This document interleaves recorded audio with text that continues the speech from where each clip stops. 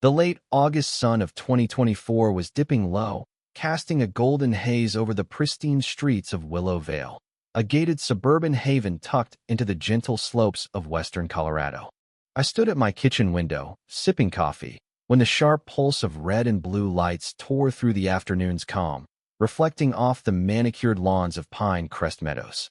My phone buzzed with alerts from our smart home system, and I froze, watching the security feed as two police officers barreled through the community's wrought iron gates, their expressions grim. On my doorstep, Brenda Walsh, the 54-year-old Meadowbrook Pines HOA president, stood like a general denied entry, her face flushed with rage, brandishing a key as if it held divine authority. She pounded on my locked door, shouting threats, oblivious to my 14-year-old son, Lucas, inside, coolly capturing every moment on his phone. What Brenda didn't know was that within minutes, her own actions would turn the police's scrutiny onto her, not me. This is the saga of how an entitled HOA tyrant learned that not every door yields to her will, and how a reckless 911 call sparked a firestorm that consumed her reign. I'm Ethan Carter, a single dad and data scientist, and 5 months ago, Lucas and I moved into 312 Cedar Lane, seeking a fresh start in what I thought was a tranquil community. Pinecrest's polished charm-lush yards, a gleaming pool, top-tier schools masked the iron grip of Brenda, who ran the HOA like a personal empire. Her crusade to control my son's independence transformed our home into a battleground, but she underestimated a father armed with evidence and a kid with unshakable nerve. We'd arrived in Willow Vale after a turbulent year, craving stability for Lucas, a sharp, self-reliant teen who loved coding and skateboarding. Our two-story craftsman, with its wraparound porch and smart security, felt like a sanctuary. Lucas walked home from the bus stop daily, tackling homework while I worked remotely, our cameras and sensors keeping us connected. Brenda struck on day 3, intercepting me as Lucas bounded inside with his backpack. "Mr. Carter," she said, her tailored blazer and pearl necklace radiating control. Single parents often need structured programs for kids. Unsupervised children don't align with our standards. Her smile was a blade, her tone laced with pity. I kept my temper. Lucas is 14, fine for 2 hours. I'm home, with full surveillance. Her eyes narrowed. "We'll discuss this further." Her voice a veiled threat, not a farewell. A week later, she emailed, claiming HOA bylaws banned kids under 16 from being home alone, promising a rulebook that never materialized. Lucas spotted her silver SUV creeping by each afternoon, idling across our street, her gaze locked on our house. "Dad, why is that lady stalking me?" he asked, his unease gnawing at me. I began documenting her emails, drive-by timestamps, neighbor accounts of her patrols, all stored in a digital vault. The storm broke on a Tuesday in August, mid-afternoon, as I led a critical virtual meeting with Singapore clients. My phone lit up with security notification someone was jamming a key into our front door, failing to unlock it. Brenda's voice, shrill and commanding, echoed through the speaker. "Open this door now." My heart raced as I watched the feed, her face a mask of fury, claiming a welfare check with an HOA master key.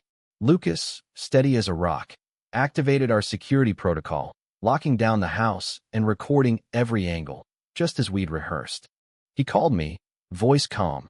"Dad, Brenda's trying to break in, says she's got a key. It's not working." I praised him. "You're golden, bud. Stay put."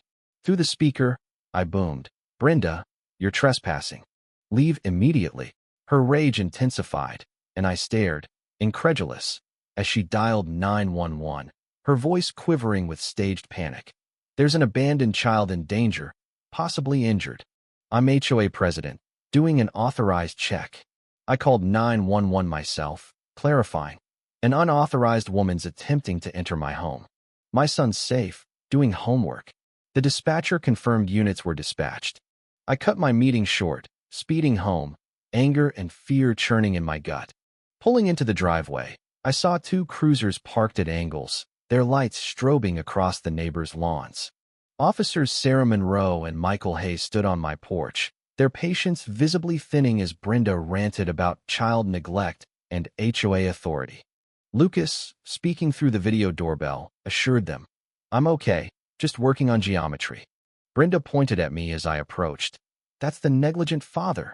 Sarah, composed but firm, asked for my account. I invited them inside, unlocking the door with my key, Brenda's master key, dangling impotently in her hand.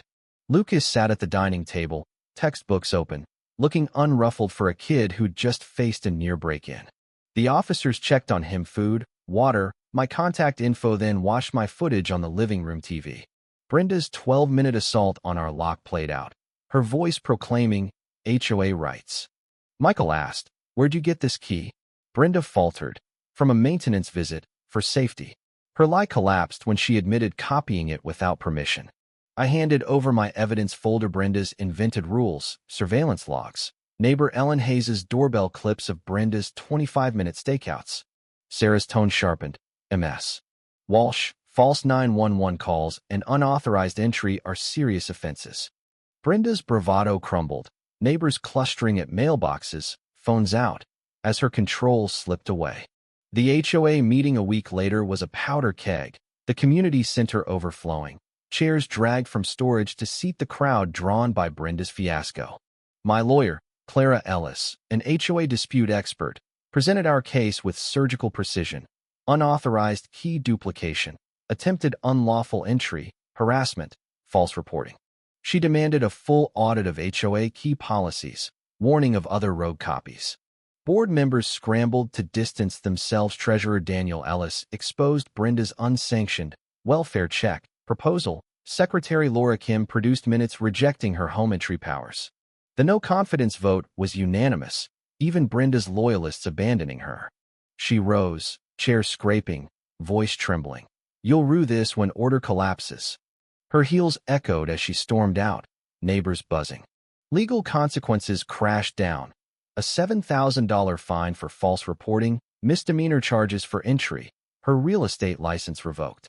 Our lawsuit secured $20,000 for Lucas's distress, a restraining order barring Brenda within 100 feet, and a lifetime HOA ban.